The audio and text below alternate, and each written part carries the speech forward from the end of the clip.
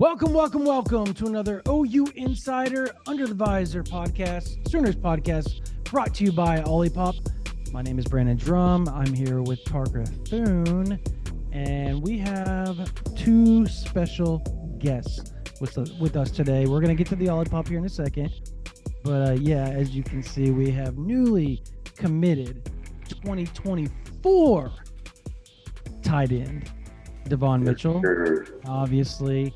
Long-time Sooners quarterback commit, 4-star 2024 quarterback. Yes, sir. Mr. Legacy, Michael Hawkins is in the house as well. Parker, give us the Olipop spiel, and we're going to get right down to it so these fans get what they're looking for, and we don't bury the lead. Yeah, absolutely. We're going to get down to business here in just a second. But look, we got two elite athletes on the show with us today. And as these two guys know, and as everybody should know, right, you want to treat your body right. It matters what you're putting into it. And so if you want to enjoy the fizzy, sweet, familiar taste of a soda without that soda guilt, Olipop is what you're looking for.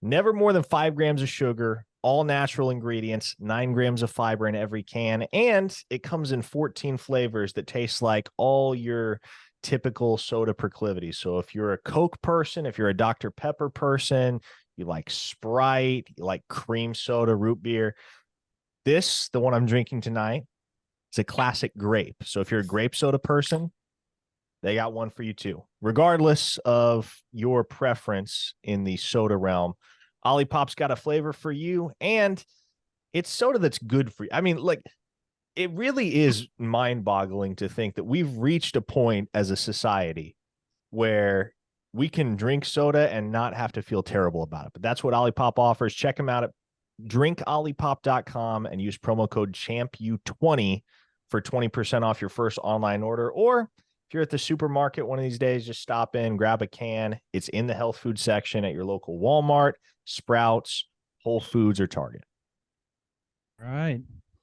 There you have it. Olipop is the way with OU Insider. Thank you so much for their sponsor. All right, guys.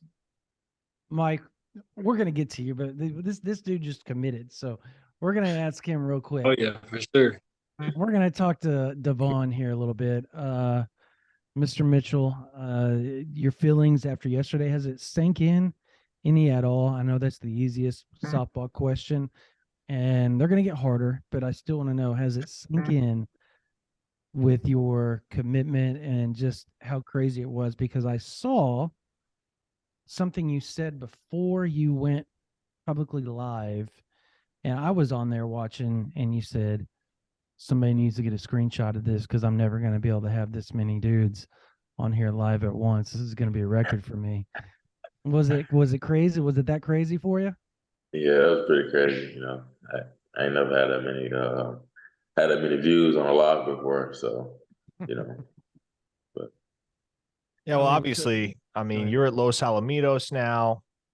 Mike's down there at Frisco Emerson, but for the last 2 seasons, y'all have played together at Allen High School.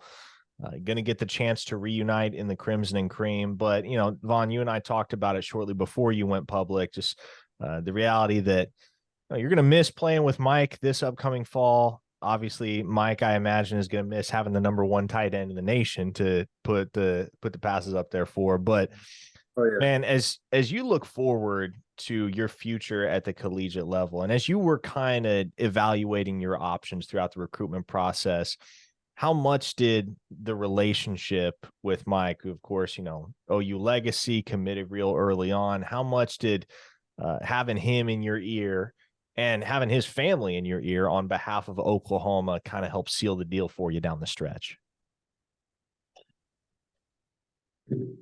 No, they play a big part in it.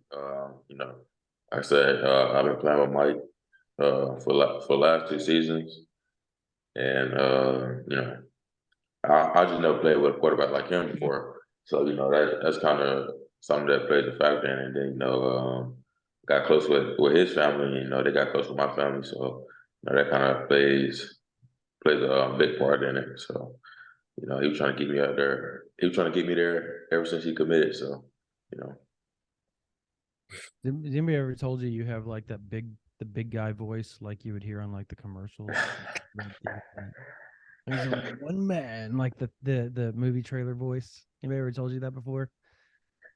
I mean, I've heard I had a deep voice, but not that. It's pretty awesome, man. All right, so you're out on the West Coast now, and you've been playing 7-on-7 back in Texas this spring and summer. How treacherous was that as far as traveling, and how exhausting was it going back and forth every time there was a tournament that you had to show up for? Mm, I mean, I don't really say that it's stressful because, like, it's the summer, so I didn't get a chance, participate in all of the. I didn't get a chance to participate in all of the 7-on-7 activities with 940. So, majority of the 7-on-7 that we played, like either I was in Dallas, like for the OT7, or like Phoenix. That's pretty close to me, so you know, I mean those places not too far away, so it's easy for me to get there and get back. So it wasn't really stressful. Mike, Did go ahead? oh, as Mike, I wanted to throw one at you because obviously, as I mentioned earlier, you and Davon go way back, but you're really in the final stages of your recruitment earlier this spring, while Davon's in the midst of making this transition from Allen to Los Alamitos. And even before you committed, it was kind of clear where your heart was at through the whole process, and you and Davon had made so many of those visits together. But man, when you got a guy that you've played with for 2 years, that you're both taking visits, both got a lot of the same interests in terms of the schools at the top of your list, and then all of a sudden he's got to go move 1,000 miles away. How does that impact the closeness of that relationship, and how much more do you got to work at it? How much more did you have to work at it? And just make sure that, Vaughn knows, and vice versa, that, we're still in this thing together, even if we're 1,000 miles apart. It was obviously difficult, but we was getting to a point where our connection was like automatic on the field and off the field. So like when that situation happened with him moving, and I mean, we just had to keep communicating over the phone. I mean, we obviously saw each other a couple times during the summer, and still will, but just keeping the communication going, that's what really kept us locked in for real. Did he have you guessing on Saturday? Were you for sure? No, I was for sure, but like a couple weeks ago, he's like, I'm going to Miami. I was shocked because I didn't know. And then he told me it was like just a joke, he trying to for everybody. So yeah. So I have to. So your reaction when he told you he was going to Miami, he was obviously joking with you, but what Davon, what was his reaction to you? Like, how did? To be honest, I was kind of funny. He called me a few bad names, but it's okay. Oh, Yeah, man. he was shocked though. He was shocked though, but I had to go ahead and tell him. Well, I mean, If I down didn't the tell him right stretch. away, if I didn't tell him right away, he's gonna keep bugging me about it. So I just Yeah. went on ahead and told him. Now, now, Vaughn, at the very end there, I mean, you got Oklahoma, Alabama, and Miami all coming hard after you. Obviously, those are 3 schools that historically have recruited and developed the tight end position very well. 3 of the absolute best in the country. And you visited all 3 in the month of June. And obviously there's a lot of family ties to Alabama.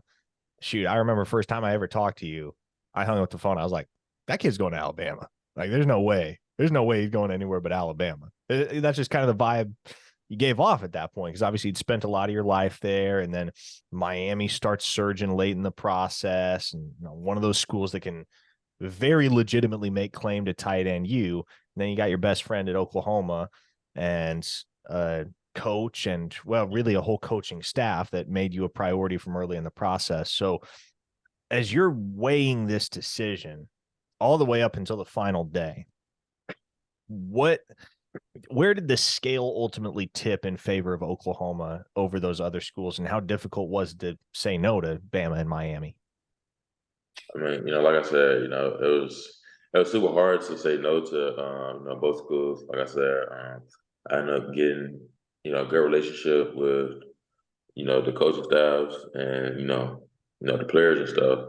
So, they made an impression on me. And but yeah, like with Oklahoma, every time I go there, they make me feel like, I'm at home, there's no funny business going on, you know, so yeah, man. Oklahoma just been there for a while, man. That's all I can really say. So ironically, he thought Alabama the first time you guys spoke. I had been down whenever obviously Coach Morris was there and you guys were both at Allen. And I remember, it was you, Mike, and Zoo. And we were you guys were three sitting there talking to each other. And all three of you guys had the same two schools that you guys just absolutely loved. And it was Oklahoma and A&M at the time. It was like, there was like this love affair with all three of you with the A&M, even though Zoo's brother was at Texas, he really liked A&M at the time. And but you guys kept showing up to Oklahoma for visits over and over and over. So having said all that, both of you guys, how hard have you guys been on Zoo to join you guys in Norman, even though his brother's in Austin? And I'll talk to him. I talked to him a lot. Try to get him on board, even when I wasn't committed. So, man. Yeah, yeah, I talked to him a lot. Just trying to get him here because we played with him. We know how he plays and stuff. So he's definitely a big target for us. Now, just as far as the overall camaraderie that you guys enjoy with the other commits and the targets for Oklahoma here in this 2024 cycle, I want to direct your collective attention back to the Champion Barbecue in June. Or really, I guess, Mike, you were there the week before. Vaughn, you were there for the barbecue the 16th through the 18th. But that official visit experience, because those were really the only 2 weekends where Oklahoma had official visitors. There were a couple other visitors here and there, but for the most part, they were all concentrated on the week of June 9th through 11th and June 16th through 18th. So just getting the chance to be around some of the guys that you're already, you're going to play with those guys at the next level, and a bunch of other guys that, there's a very decent chance at the least that they end up wearing the same collegiate uniform as you. How much did that weekend being around not only the coaching staff at Oklahoma, but your peers really make you believe that, there's something that we can build here at Oklahoma that is going to be special and that can be championship caliber during our time here? Well, the Champion Barbecue, that was, it was a great experience for me. Got to meet a lot of great players. Even the recruits. Oklahoma, they treat everybody like family. So, you don't feel like you won't ever feel left out over there, or feel any type of way about yourself. Because it's kind of like a family thing. Everybody treats you the same. And, I got a chance to, see everything, the strength conditioning, talk to Coach Smitty, got to talk to the whole coaching staff. So that was pretty good for me. So. Go ahead, Mike.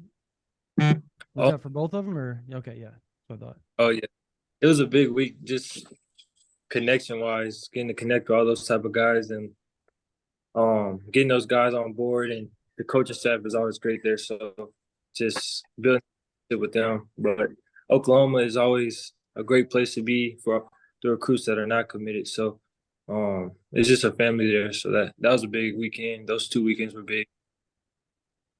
So you guys got to be around a bunch of uncommitted and committed guys, obviously, at the Champion Barbecue weekend. Now that you are 2024 during the season, obviously you're going to take an official to Oklahoma, I'm sure, for a weekend. When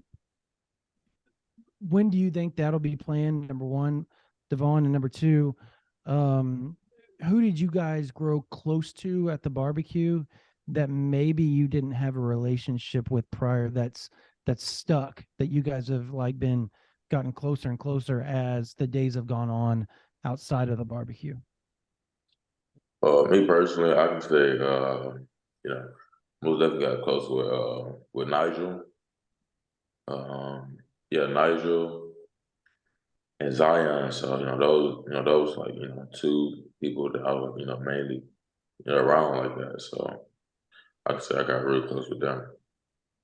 Do you have a date that you want to do your official yet at Oklahoma? No, not yet. It's gonna be it's gonna be during the season. So Yeah. I'm trying to figure everything out. For you, Mike, I guess the same thing, same question I asked him. Like, who was it that you met on the Champion Barbecue weekend that now you've become super close with, and you're trying to get to join you in Norman? I'll say Kobe Black. I got there, started talking to him. Our relationship has grown since that barbecue, so I feel like he's gonna be but I think we can still get him. But Zion Raggins, he's a guy I've been heavy on. Our relationship is pretty good, so and he's coming pretty soon, so that should be good for us. Yeah. So obviously you were barbecue. So people that don't know this, Mike was at Champ Barbecue weekend #1. Davon Yeah. came. Did you both come on the same weekend? You came the 16th through the 18th, correct? You were Champion Barbecue #2, right? 16th through the 18th. Yeah, that's right. Just want to clear that up. Parker? Yeah, well, I guess kind of along the same note there, or along the same line there, Mike. The weekend that you were in for your official visit, there were a lot of offensive linemen in town, and that was kind of by design for Oklahoma. It was, hey, we're going to try to get as many offensive linemen here at once as possible, and obviously can't hurt to have the quarterback commit here to try and help recruit some of those big boys up front. So you got one commit already in Isaiah Autry. Obviously, there are several names out there still on the open market, but who are the ones that you and the rest of the group have really placed an emphasis on going after and trying to bring along to help give you some protection up front? Oh, we've been on Grant Briggs a lot. He's a guy we're trying to get to commit pretty soon and just keep that connection with him pretty strong. We've been on Eddie Pierre. He's a guy we're on too. Trying to think off the top of my head. How you feeling about your boy Bennett Warren? Yeah. Oh, I think he's gonna either go to Michigan or Tennessee. He told me he said OU's out the door, so I stopped. Dang. Well, hey, you know, at least he's honest, right? Yeah. So for people that don't know, Davon, you have that chip that you were just kind of flipping around. That's the all-in chip that you turn in, right, to Coach Venables. When did you turn in your original chip already? #1, #2. That's the original. That's the original. So you have not turned that one in yet. Are you pretty excited to turn that thing into him? And what was his reaction whenever you called to tell Oklahoma that you were coming there? Oh, they were happy. I think they went out and celebrated or something like that. So yeah, he was pretty happy. Excited to have me on board, and as well as Coach Finley and Levy. So Did you FaceTime all of them all at once, or did you have to individually do it? I individually called him. Awesome. Who was your first call? Coach Finley. Coach Finley, and then Levy, then BV. Yep. Yeah. Kind of okay. Let's expand upon that a little bit more there, Davon, because you said Finley was your first call. I mean, that's natural. He's your position coach, but how instrumental was he throughout the process? Because obviously, Oklahoma is a prestigious school for developing tight ends. Levy runs an offense that is very tight end friendly, and the leadership with Venables, there's a lot to be confident in there. But in Finley, a guy that played at Oklahoma, a guy that had some time in the NFL, and is considered one of the hottest up and coming assistants in the game and potential future offensive coordinator here before too long. What was it about him as a coach and him as a person that really made that connection rock solid? Man, him as a person, he's a great guy.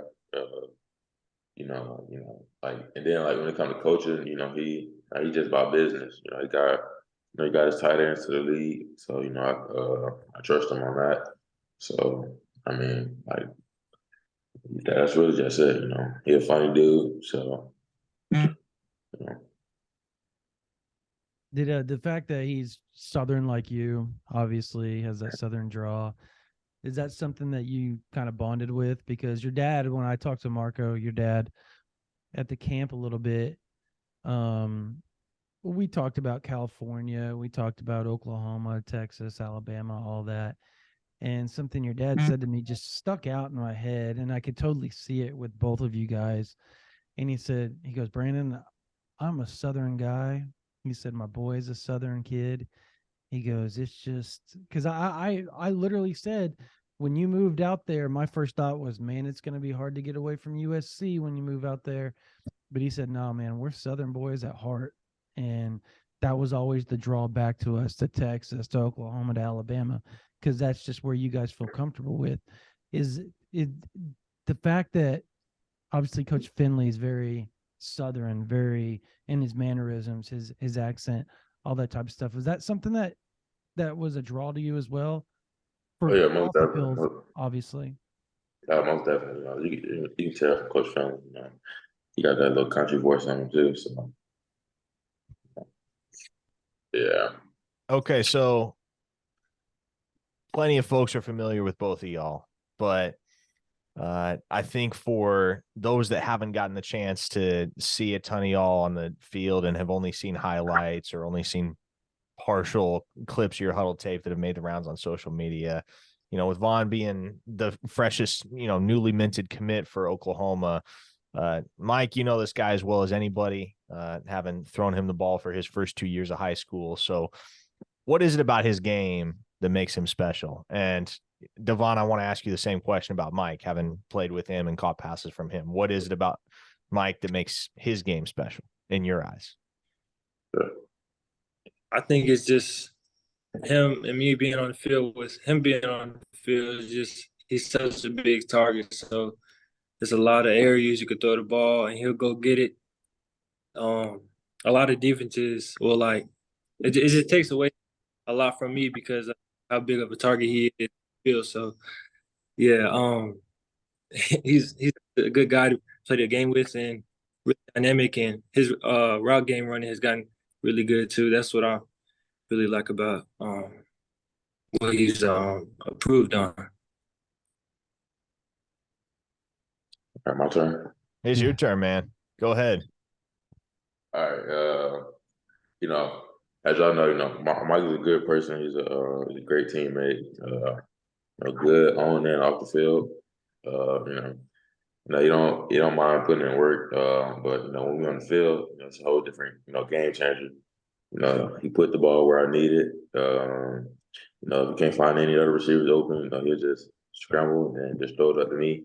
We just had a connection like that. And, like you don't really find too many quarterbacks that can that can run like him. I'll compare him to like a little Lamar Jackson, maybe something like that. I don't really run too much, but yeah. So speaking of Davon, how good Mike is, obviously he's going to come in with you. They have Jackson Arnold there right now. They got Kevin Sperry following. You got 3 really good quarterbacks, like really good quarterbacks. So let's say, Mike wins the battle in 2024. If he was to go down, there's 2 really good guys that would replace him. Is that another thing that drew you to Oklahoma, was the fact that QB room is just going to be deep during your time? Yeah, most definitely. I mean, you can't really go wrong with a great QB room. We don't want to go nowhere where there's no good QBs or QBs that can't produce like the QBs that Coach Levy has recruited. So, Awesome. Okay, so as you guys, look forward to the future at Oklahoma, and I want to go big picture here because, between the individual position coaches you guys have and, the competition in the SEC, there's individually for each of you, there is more than enough at your disposal to have a future in the NFL beyond your collegiate days. But in terms of what you can accomplish as a team at Oklahoma, in terms of the belief that you guys have in Brent Venables to lead the charge and bringing Oklahoma back to the national powerhouse that it was when your dad was playing there, Mike.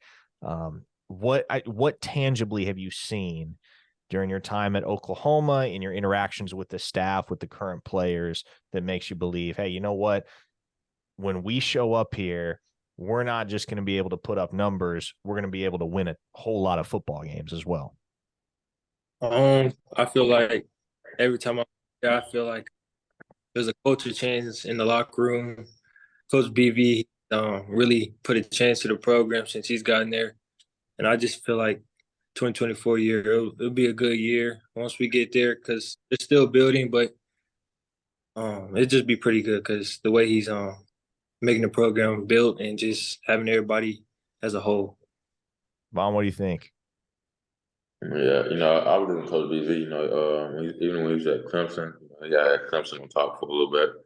And I feel like he can come to Oklahoma and, change it all over again. Because, they got a lot of great players and, a lot of great players coming in. So obviously you guys are both offensive players, but defense, you got to have defense to win titles, right? And players like you two are the type of guys you have to have on the offensive side of the ball if you want to win titles. You got to have two guys. Obviously, you guys are the type of guys that Oklahoma needs. But defensively, how instrumental are you guys going to try to be in recruiting that, helping recruit that side of the ball? And what's your feeling on how things are going to go in the near future on that side of the ball for Oklahoma? Should OU fans be expecting some good news in the next 2 or 3 months, maybe even this month on that side of the ball potentially? They most definitely should be expecting a lot of great news. Well, like majority of the people that I know, like on the defensive side, I feel like after the barbecue, Mm-hmm. some of them were telling me, that they're gonna commit right now or whatever, or they're gonna come here. So I feel like you have a lot of defensive players coming in real soon. Guys that are game changer types. Yeah. Yeah. What about you, Mike? We've talked about it before. You can be as vague as you want to be here. So. Yeah, we have a lot of big commits soon for the side in a couple of months or in a month, like you said. And yeah, the defensive side for Oklahoma should be pretty bright when we get there and the season coming up. Mike, how do you feel about this group of wide receivers so far? Because Oklahoma's already got 4 of them committed in this class. They're potentially looking at a 5th next week when Zion Raggins makes his decision. And that one right now is expected by many in the industry to go Oklahoma's way. So if you're looking at a potential 5-fold class of targets, in addition to the number 1 tight end in the country, the guy that you've played with the last couple of years at Allen, I mean, man, how much reassurance, I guess how much of a benefit is that to a quarterback to know, hey, not only am I going to be protected, not only is the scheme going to fit me, but I'm going to have a whole bunch of guys coming in alongside me that are going to be able to make plays once I put the ball in their hands. It's good. And just having them in the commitment room and just and threats down the field, like Levy likes an aggressive thrower, so we're going to throw that ball a lot. So our whole room can run. They can run routes, but our room is very dynamic, so that's what I like about it the most. And then we having big Vaughn commit recently, so yeah. Yes, sir. I know it's still a little bit premature with Raggins because we still got a week and a half, and this thing could, things could go sideways at any juncture. So we'll wait for him to officially make his announcement before we dig too deep into that one. But as you look at the 4 that are already on the board, Zion Kearney, Ivan Carrion, Dozie Ezekama, KJ Daniels, What do you like about each four of those guys individually, and what excites you about them running routes for you down the line in Oklahoma? Just off the field, I love how they're really open and just like really wanting to build a relationship with the quarterback. And on the field, they can really go get the ball. So I don't have to worry about my receivers not getting open or not being able to make plays. So, but our room is very dynamic, like I said. So. I'm gonna ask both of you guys. I'm gonna give you guys 3 names, offensive guys. What's your thoughts on them? And without getting into too much detail, what do you think OU's chances are with them? And it is Taylor Tatum, Caden I knew Durham. you were going to say that. Caden Durham. And the third one is just kind of you've already talked about the offensive line, so I'm gonna throw a flyer out there a little bit. One that doesn't seem to be moving in Oklahoma's direction per se publicly, but that Oklahoma has taken a big bite out of whatever lead A&M or whoever else had in it, and Terry Bussey being the third one. I feel really good about both of the running backs, Taylor and Caden. If we can get both of them or one of them, it would be great for us just having those guys in our room. But I feel like they're pretty good, feel pretty good about OU. And then Terry, I feel like he's coming along, but slowly. But I feel like he's coming along. Okay. Do you think OU has a better chance with Bussey than people give OU credit for? Oh yeah, for sure. Yeah, I talk to him a lot, so yeah. Davon, how about you? I know you've moved in from being in the 25 class into the 2024 class. Are those guys, you're obviously familiar with Caden Durham, obviously, and is that outside of him, Taylor Tatum, obviously Terry Bussey? Have you gotten to know those guys any? Yeah, I have. I got all of them came up to the barbecue U thingy. When I was there, so we all hung out. Got to know each other a little more. Like I said, Caden Durham and Taylor Tatum, they both are great running backs. It would be a blessing to have either one of them. But yeah, Terry, now he's a real great player. He can play both ways. I just like everything about all those players. Like I said, I watched the film myself, and I like what I saw too. So I feel like that'd be a big impact on the student program. Question for both of you here. As you evaluate Jeff Lebby's offense and what he brings to the table, what he runs, what he's made an effort to implement scheme-wise at Oklahoma, how well do you feel like it fits your game, Mike, as a quarterback, and yours, Vaughn, as a tight end? I feel like it fits me great. Just how aggressive he throws the ball down the field and then come down and do the read option, drop back game, all that type of stuff fits me pretty good. So I feel really good about his offense going into January when I get there. Yeah, I feel pretty good about the offense too. With Coach Levy and Coach Friendly, how they used Braden Willis last year. They got him the ball. He's in the backfield, his hand down in the ground. He's wide out inside. So they got him all over the field, which is how I like to be used. And that's just something that made me like the way that he runs his offense. So. You brought up Braden Willis, and I saw him on the live or when you were announcing, and he was just saying all kinds of stuff on there and trying to hype everybody up and hype you up and all that type of stuff through the comments. But have you guys built a pretty strong relationship over the last year or so? And have you gotten to know Austin Stogner as well and got to talk to him or either one of those two and kind of pick their brains on the offense and the scheme and all that type of stuff?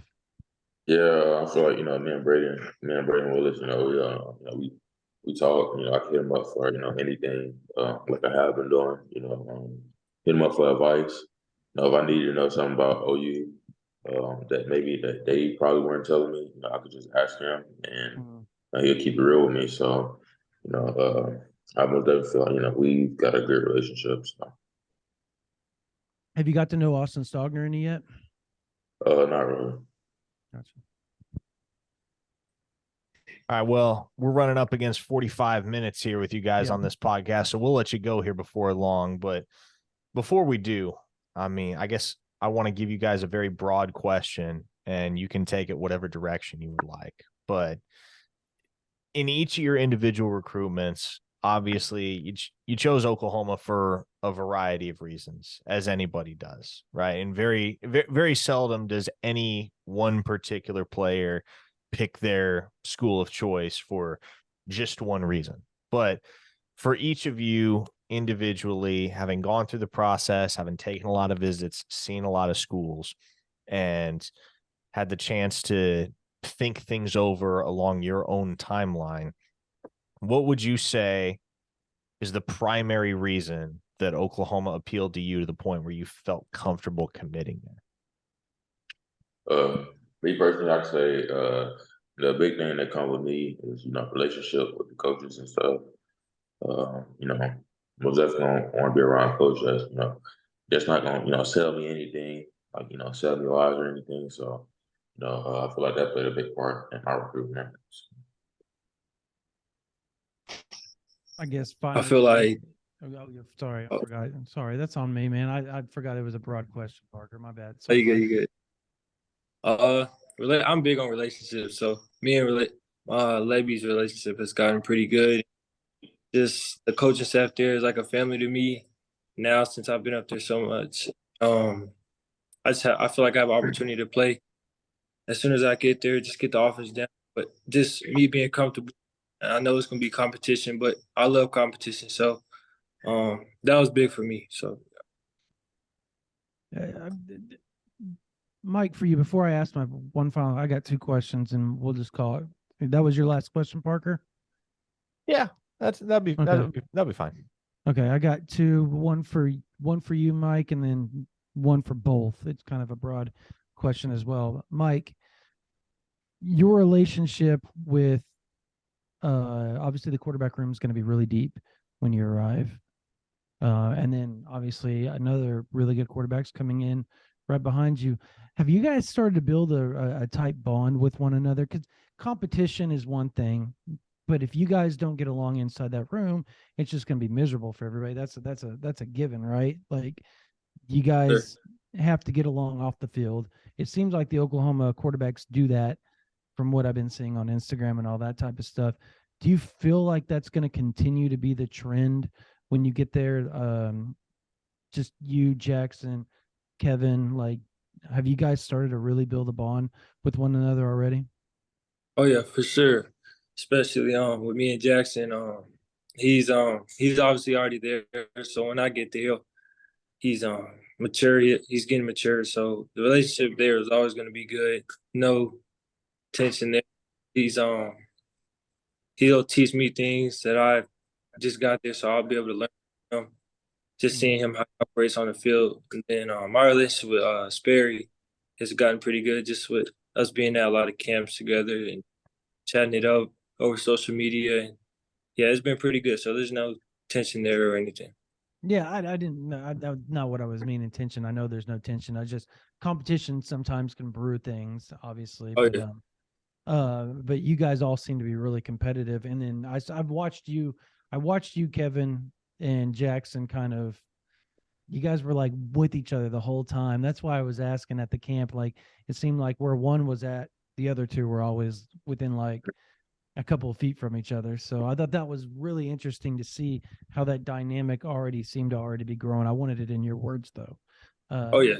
How close you guys have gotten. It's pretty neat actually. But for both of you guys, finally, my final question. Your goals for your senior year, you've made your college decision. you know where you're going to be spending the next, 3-4 years of your life after this season ends. It's a lot different for you, obviously, Vaughn, because you've skipped a year. Like, you entered this year thinking you're just a junior, and then bam, now you're a senior. So, what's your goal? Because I know that's been a lot of work to get to that point. But what's your goal in high school, whether it's grades, on the field, off the field, and the same thing for you, Mike? New school, both of you, obviously, new schools and new territory. What's y'all's goals for your senior years? Oh, you got it, Vaughn. You got it. Mine will definitely, stay on top of my schoolwork. I really just want to have a great season. Get more than I had last year. So that's really just it. Just have stay on top of school and have a good season. Yeah, I see my goals coming into the season. Just keep my head down and keep working. Take every game one by one and just get to a state championship for my last year and just lead my team and keep everybody up there, adversity and tough times. So yeah. Awesome. It's your last year playing with your brother too for a little bit, huh? Is that kind of neat? Yeah. Yeah. Oh yeah, it's neat. Us being he been on the defensive side and me being on the offensive side is pretty good. Just me being able to tell him things I see when he's out there and him telling me things when I'm out there. So yeah, that's pretty good. All right, man. Parker, you want to head this one out? Yeah, absolutely. That is 4-star quarterback commit Michael Hawkins and 4-star tight end commit Davon Mitchell on the OU Insider Under the Visor podcast with us this evening. Guys, very much appreciate your time. Obviously, we'll be in touch as the recruiting cycle rolls on and as Oklahoma's 2024 class expands, ideally with some of the guys that you mentioned there that you're trying to bring along with you to Norman in the 2024 cycle. But guys, again, appreciate your time. We'll do it again sometime. Yes, sir. Thanks. Obviously, we want to thank new 2024 4-star. I think he'll be close to a composite 5-star once again when 2024 cycle ends, in Davon Mitchell. And obviously want to thank 2024 4-star QB commit. And obviously Davon Mitchell's committed to Oklahoma, but 2024 4-star QB commit Mike Hawkins Jr. Another guy I think is going to have a really stellar senior year and move up as well in the rankings. So thank them so much for coming on with us. That was a really cool deal. And they gave some good answers. Obviously, Davon's quiet. And this is, folks, what you saw right there, that's Davon in a nutshell. Like, he's very laid back, very happy-going guy, but he is not going to say a whole lot. He never has, never will. He just takes care of business, and that's his personality. So I guess some interesting things, Parker, that was brought up and for answers that were said during that podcast or during our interviews just a second ago was, I thought the defensive portion, when I asked if there would be some news coming down the line over the next 2 or 3 months, and Mike Hawkins said, I think there should be some good news for Oklahoma on the defensive side of the ball over the next month or so. And he said news, and he said multiple guys. So, I mean, we know that Michael Patterson McDonald's going to announce on July 31st. Yep. We have a gut feeling that Michael Boganowski is going to announce before August 1st. We have a gut feeling that Williams Winery is going to announce before August 1st. Who else could he be hinting about? Eli Bowen, maybe? It doesn't, like, here's the thing. It doesn't necessarily have to be, anyone else. Like, if he's referring to any combination of David Stone, Williams Nwaneri, and Michael Boganowski, OU fans will be okay with that. Mhm. Getting And two then of those three obviously guys, Michael. or Yeah. all three, and Michael as well. Like getting 2, 3, even all 4 of those guys committed by the end of the month, that'll leave OU fans feeling satisfied. You're top 10 class then. Mhm. You go from 30s to probably 6 or 7 by then with still the Taylor Tatums of the world, which I think he'll be committed by August 1st too, I would assume at this juncture. Yeah. And then Caden Durham at the end of August. I mean, you land those 6 guys, Parker, you're looking at a top 5 class.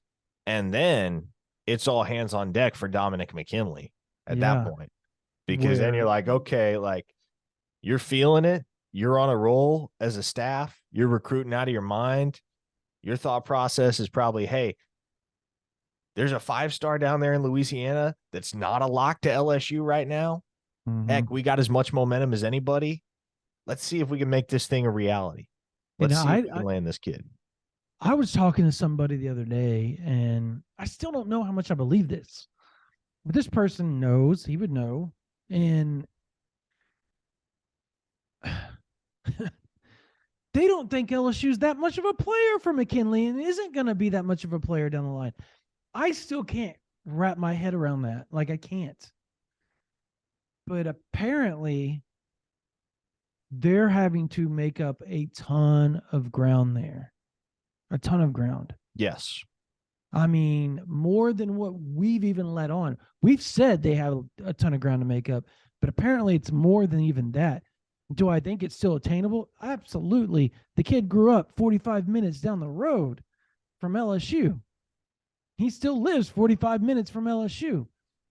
It would be logistically in his mom's best interest for him to go to LSU. But that's not what she's looking at. Apparently, she's looking at faith-driven, culture-driven, education-driven, development-driven.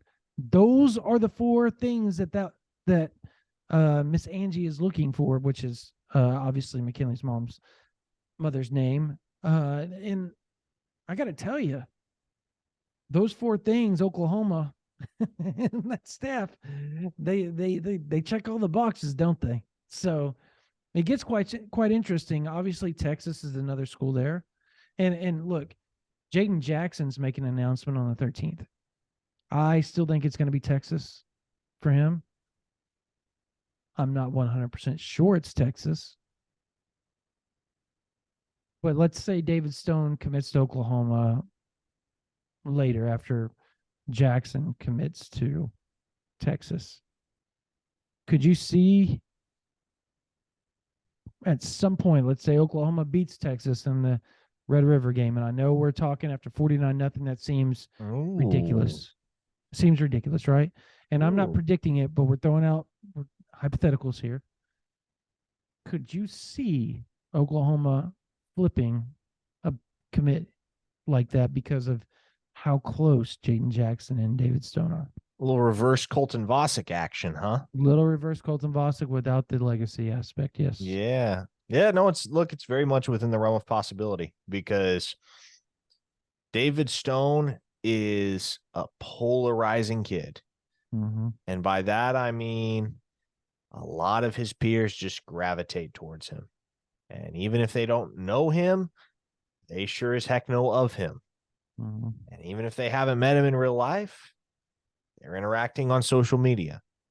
And so it's why we continue to come back to the fact, Brandon, that there is no more pivotal recruit in this class for Oklahoma than David Stone. Now, the recruitment of Williams Nwaneri is huge. The recruitment of Grant Bricks is huge.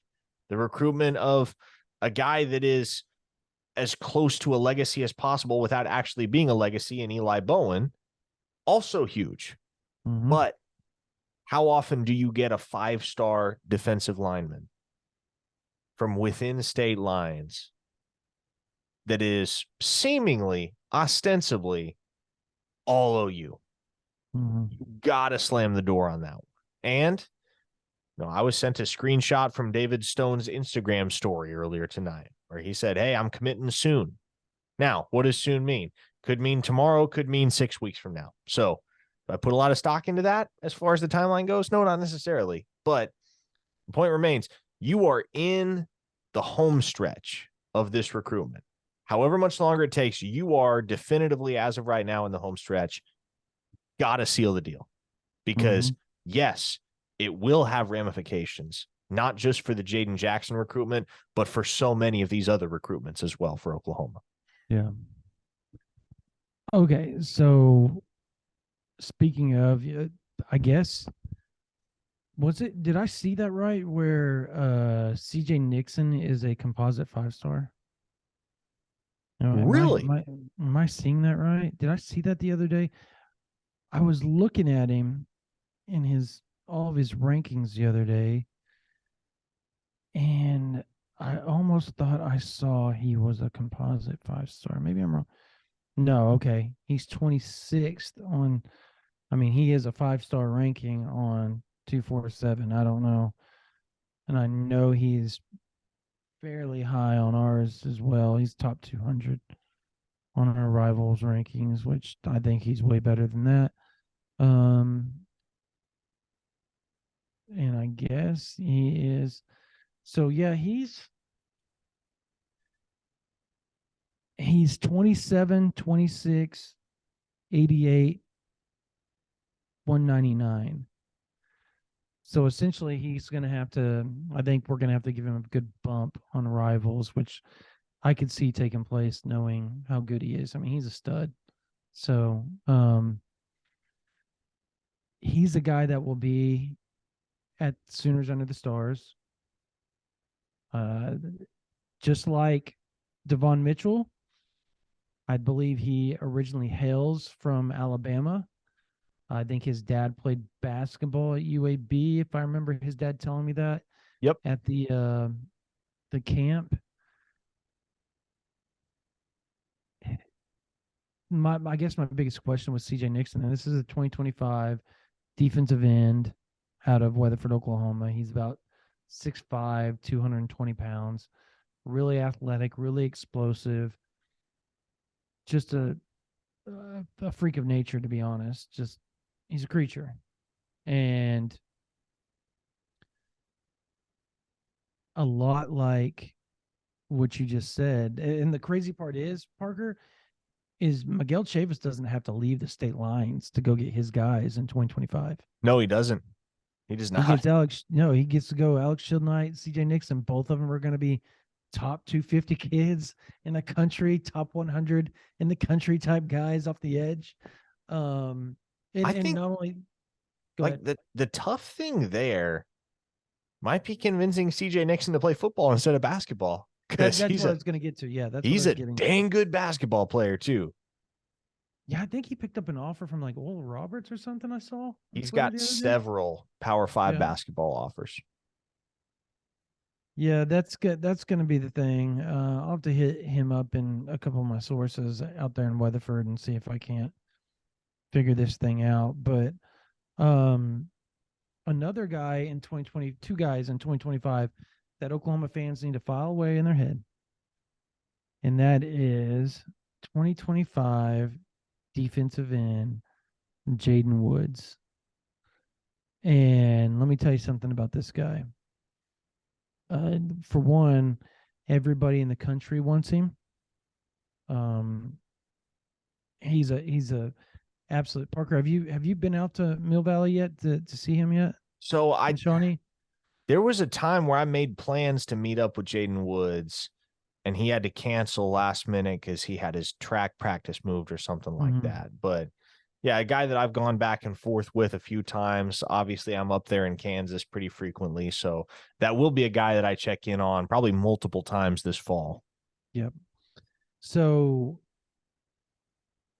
again, from what I'm told, he's going to be down to Oklahoma for the Sooners Under the Stars on the 26th and 27th of July in Oklahoma. From my understanding, just talking to people that know of his recruitment and stuff like that, it sounds like Oklahoma's in a really good position. I think Alabama's a school to watch there, obviously. But I think Oklahoma's placed themselves really well in that sense. And another 2025 guy that is one that Oklahoma seems to be in, decent, if not leading position, is Sugarland, Texas, Fort Bend Christian Academy 2025 defensive end Max Granville. Granville is composite top 150 player in the country. He, again, like the other three, should be up in Norman for the Sooners on the Stars, which is essentially a camp slash get together for the players to hang out, barbecue, all that type of stuff. So there's a lot of movement that's going to start happening over the next few weeks. Another edge guy that will be up to Oklahoma in the 2024 class is obviously 4-star Danny Okoye out of Tulsa, Noah homeschool. And we talked about it. Parker, Texas, Tennessee seem like teams that kind of have a leg up right now for things, but I don't know if Oklahoma is going to be able to be held off. I'm starting to get that sense that as long as Oklahoma improves defensively, as long as they start to do the things that they need to do, this seems to be a recruitment that, since he's not going to make a decision until November, at least that's what he's told me, November seems to be the time he wants to decide. That's going to give Oklahoma a chance to not only improve defensively, but to prove to a lot of people, including Okoye, that they're going to be that much better in year 2 under Brent Venables. And if that does take place, Parker, what are some names that you feel Oklahoma would have a chance to flip if that took place? Let's say they win 9-10 games. Well, I think the first one that jumps to mind isn't going to surprise anybody, right? So Peyton Pierce. Yeah, exactly. We're both on the same page there. Like, you have a decent season. And I mean, if you have a really good season, if you have a Big 12 championship type of season, yeah, I think it's within the realm of possibility that you flip Peyton Pierce. Mm-hmm. I don't think that's out of the question.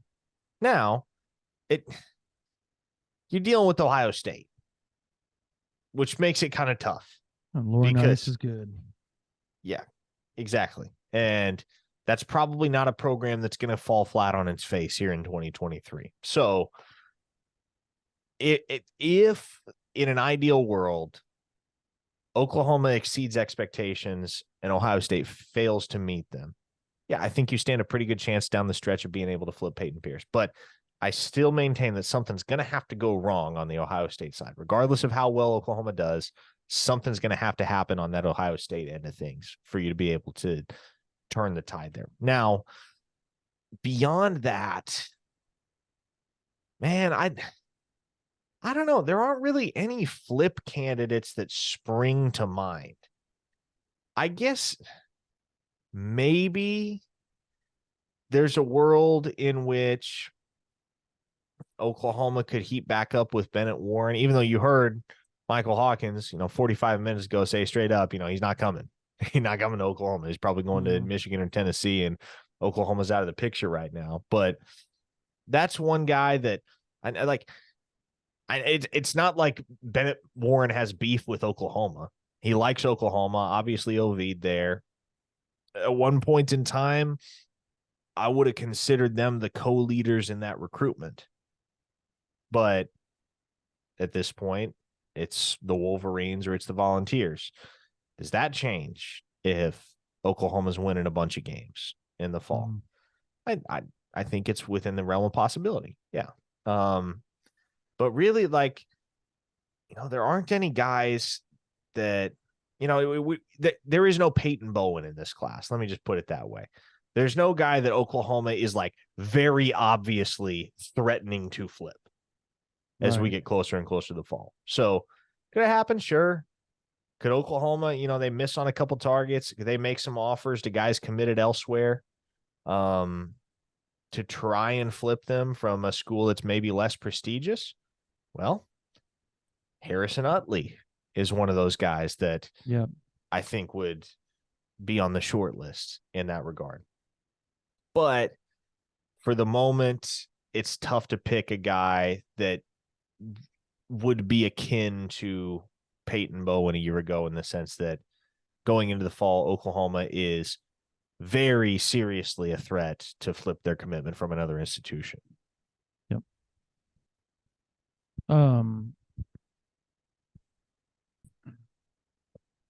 Yeah, so with that, I agree with Peyton Pierce stuff.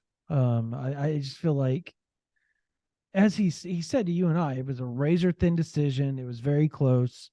At the end of the day, confidence in what Ohio State was doing, off of obviously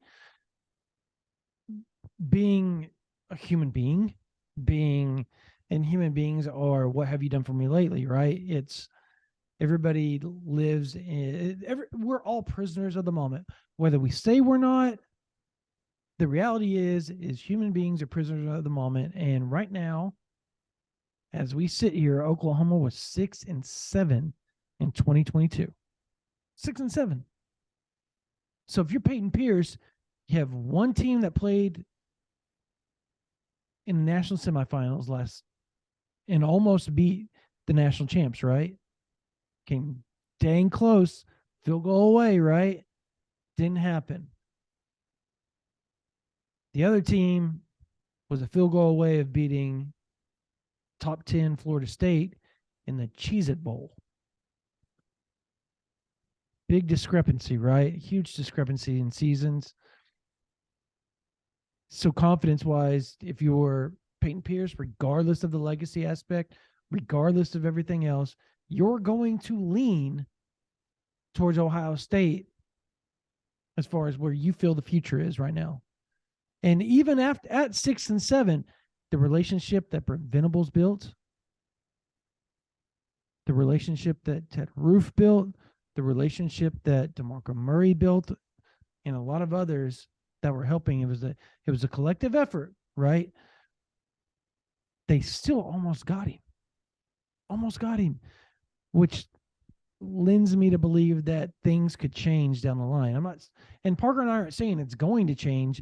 We just feel like if Oklahoma goes out and wins 9, 10, 11 games and they're competing for the Big 12 title, yeah, you're going to see Oklahoma flip a few guys. That's just the reality of the situation. It's Oklahoma. These guys came from Clemson. One of them came from Alabama. Several of them have, the majority of them have multiple national title rings on their hands, right? As a staff, like across the board. So if you're a recruit, you listen when those rings and those watches and everything, you know what that staff has done, and now you start seeing some tangible evidence of it on the field. Yeah, you're going to start listening, and you're going to start rethinking things. Oh, maybe I do fit in over there. Maybe they do have things going. But right now, you have to have a lot of faith to commit to Oklahoma, and a lot of trust and a lot of relationships built in there. And Oklahoma's done a damn good job at still recruiting at a high level after 6-7. And mainly it's because, one, they're Oklahoma. Two, Brent Venables has the stripes. He has the skins on the wall. And that staff that he's accumulated, they all have a bunch of skins on the wall. History shows that they're going to get better. So these kids believe. But if you're a 6-7 win team in year two, that trust, that belief, those skins on the wall mean jack crap in 2025. And I wholeheartedly believe that. So this year is epic for Oklahoma. They have to win 8 games minimum this year to get people to start believing. I contend it needs to be 9, to be honest with you. And then as far as what you said of Harrison Utley, I think that's an interesting one because I've always thought he fit Oklahoma. Like I've thought he fit Oklahoma. And being a kid, like I've said before, parents, season ticket holders. The kid grew up living right down the street from the university, has wanted to be a Sooner his whole life.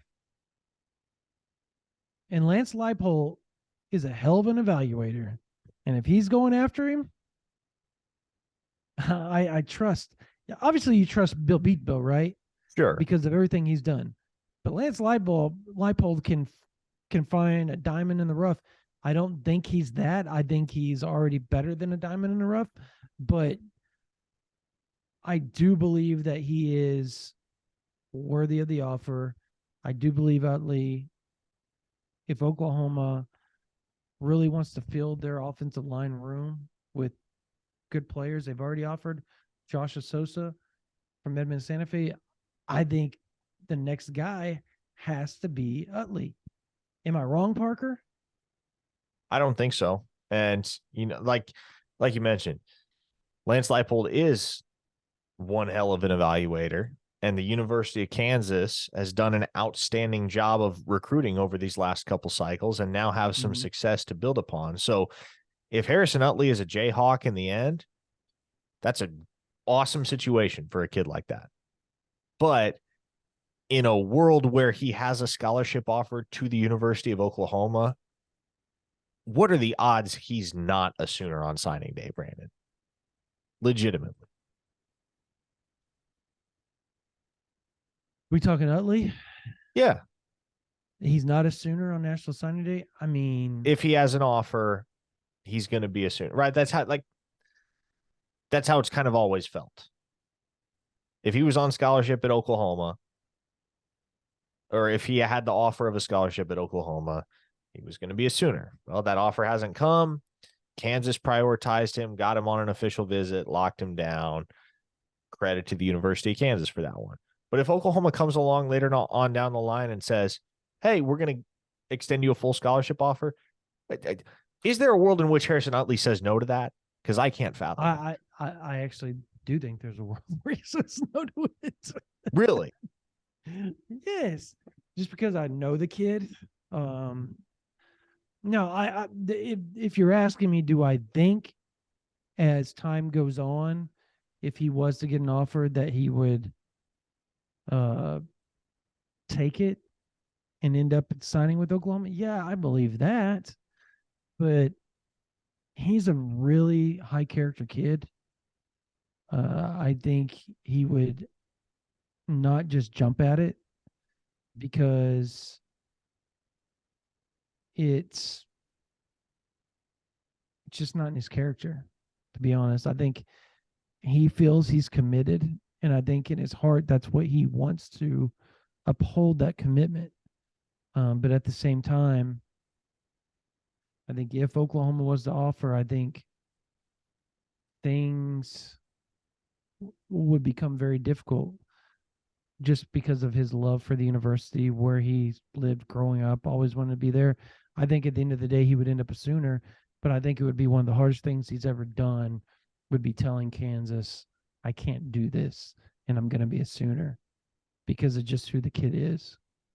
Like, I know him, and that's my gauge on it. And people can say I'm being dramatic about it or anything like that. No, that really is how that kid is. 100%. And you got to respect that too, because that shows a lot of growth and maturity to feel that way. Because a lot of other kids, when they're like, bye KU, I'm going to Oklahoma. And he's not doing that. It's along the lines of K-State and Boganowski, right? Like, sure. Yeah.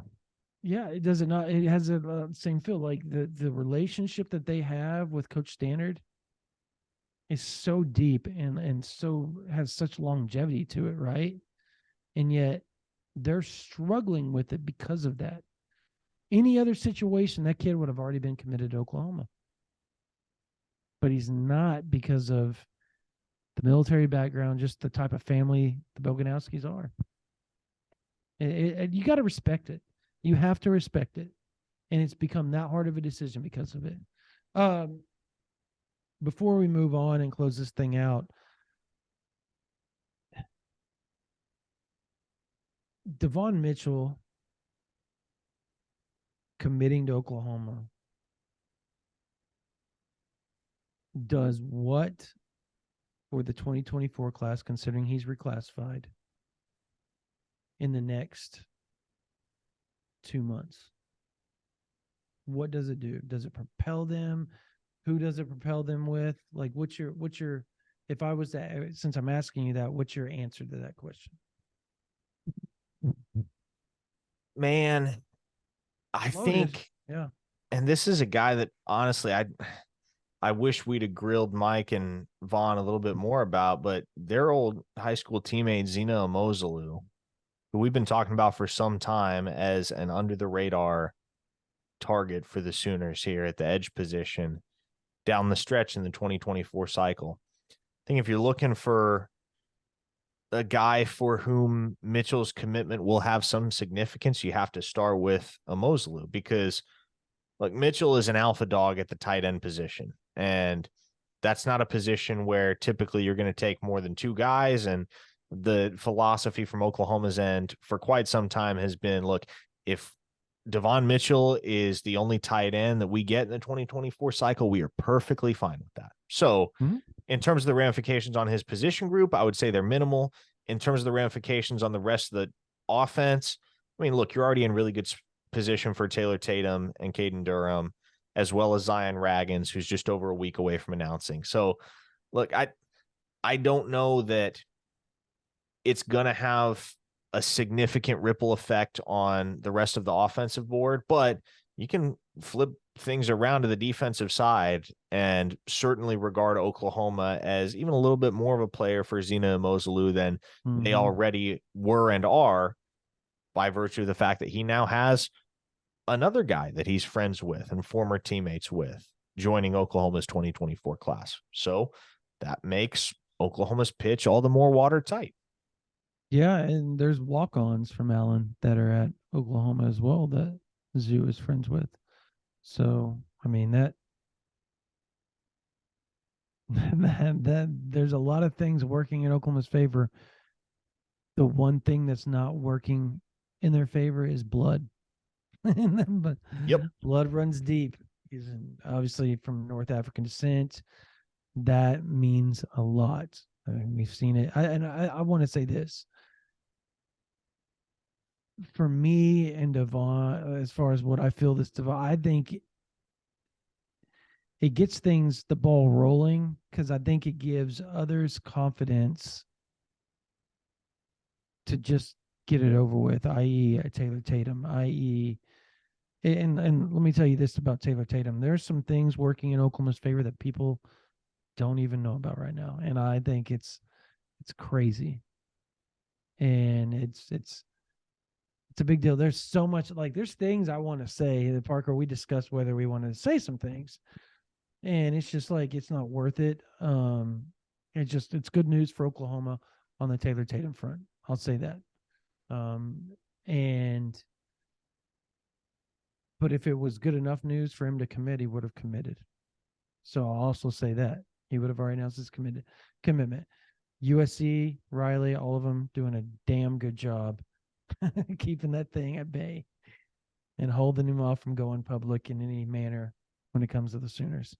I guess fine. I just think that it gives, but it does. I think Davon gives confidence, maybe even for Caden Durham to potentially move his date up. I don't think he's going to, but he could. You never know, especially if he shows up at the party in the Palace. Like, I think that's where we're going to see some dams broken as far as kids holding out committing, is a party in the Palace.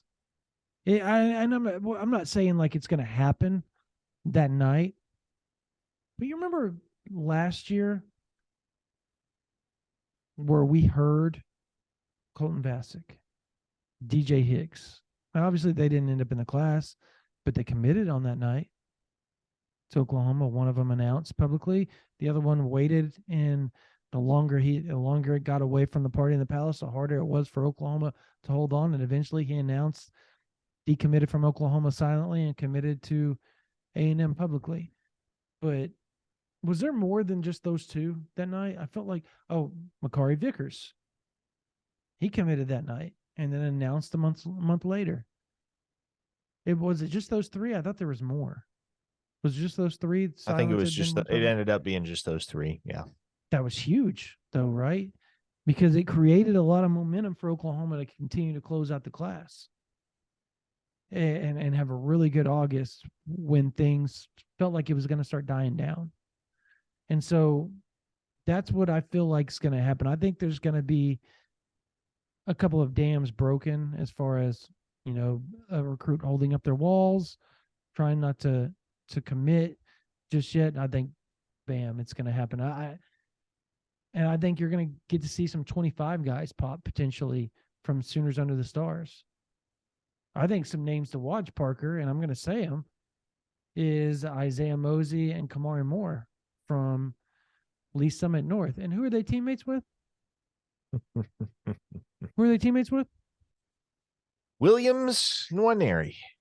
Interesting. So we'll leave you with that. And I think that's a good place to end, right? I just kind of cliffhang it a little bit. No. Seriously, though, that I really do think that it's the end of July there could be some fun happening for Oklahoma. And it's not like we know like definitively that's going to happen. It's our gut feeling, right, Parker? Our gut feeling is things are going to start rolling in Oklahoma's favor a little bit at the end of July. Yeah, Is that a fair way to put it? Yeah. I mean, got Vaughn on Michael board. Hawkins just said, like things are going to start moving. Yeah. And I think there's a lot that could happen at that Party at the Palace, Sooners Under the Stars event. If things break just so for Oklahoma. And at minimum, you got the number 1 tight end in the 2025 class, and upon his reclassification, a top 5 tight end in the 2024 class on board already this month. You got a good sense that Zion Raggins is coming along on the 18th, and he's going to pick Oklahoma. And so from there, man, whatever you get at the Party at the Palace is gravy, because you're probably going to have to screw something up, or quite simply get unless there is a school that comes along with an enormous bag. And that's always kind of the one caveat that you have to throw in there with recruiting battles these days. Yeah. But absent something like that, Oklahoma's going to have to screw something up if they're not going to end up with guys like Taylor Tatum and Caden Durham and Raggins. And, I think a lot of these tight battles too will become more clear. There will be more clarity as to which way Grant Bricks is leaning in the weeks ahead, which way Eli Bowen is leaning, even though we expect that one to be OU, obviously, and which way Michael Boganowski is leaning. So there's a lot to be determined in this month of July, whether it ultimately culminates in public commitments by the end of the month or not. Right. All right. Well, I think that's a good place for us to end this podcast. I hope you guys enjoyed the interviews with 2024 4-star tight end commit Davon Mitchell, who just committed on Saturday to the University of Oklahoma, and obviously one of his best friends and former quarterback, teammate, and obviously current 2024 4-star QB commit, Michael Hawkins Jr. as well. Thank you guys so much for joining us on the podcast. We really appreciate them being our guests and all that type of stuff. So thank you guys. Parker, obviously this is the OU Insider Under the Visor Sooners podcast brought to you by Olipop, but we also have OU Insider, the website, where if you come and subscribe now, let's say you do it for a whole year, you can test us out for $9.95. It's really simple. Test us out for $9.95 1 month. If you don't like it, you're going to get a lot of information. A lot of stuff's going to be flowing out there. We try to make sure you guys are on top of it, everything behind the scenes. And the community is already huge. It's very huge. It's one of the largest, if not maybe the second or third largest on Rivals, to be honest. And the board is always busy. Parker and I answer your questions all the time. That's how, if you want to really get us to answer your questions, if you have stuff on your mind that you want to talk about, become a member of OU Insider. We will answer all your questions. I promise. We will be there. I do a Q&A. Parker does mailbags. We do all kinds of stuff to make sure that you guys know the ins and outs of team and recruiting news 24/7, 365. And that's our goal. If you want to give us a whole year, it's $9.99.95 for 1 year, OU Insider, and it's worth it. It's worth it. Fall camp's rolling around. More commits are going to be coming down the line. We're going to stay out on top of all that. We're going to have you guys covered. The Big 12 Media Days coming up this week. Parker and Jesse will be there because my wife is, I think, 27 weeks pregnant now, almost 28, and she's not going to be driving back 21 hours by herself. Just not something we're going to risk. So they're going to go take care of that for us. I'll be working from here, doing a lot of rivals, publisher meetings, all that type of stuff. But we're also going to have a ton of content from Big 12 Media Day, ton of content over recruiting. We're going to have it covered, wall to wall for you guys. And the only way to get that is joining OU Insider. Also, if you want to give us a 5-star, thumbs up, whatever platform you're on, let's do it. Give us 5 stars, give us a good rating, 5 thumbs up, whatever, iTunes, Spotify, you name it, Google Play, Audible. Hope you guys continue to listen. Parker, close us out with the Olipop. Yes, drink Olipop, the soda that is good for you. Health benefits in every can instead of an obnoxious amount of sugar and acid that's going to do all the wrong things to your body. It's delicious. It tastes exactly like your favorite soda. The only difference is it's healthy. And you don't believe me that it's actually both healthy and delicious? Go pick up a can for yourself at your local Walmart, Target, Whole Foods, or Sprouts, or go to drinkolipop.com to learn more and use promo code CHAMPU20 for 20% off an online order. All right. That's going to do it for this version of the OU Insider Under the Visor Sooners podcast, brought to you by Olipop. For Parker Thune, my name's Brandon Drum. You guys have a blessed day.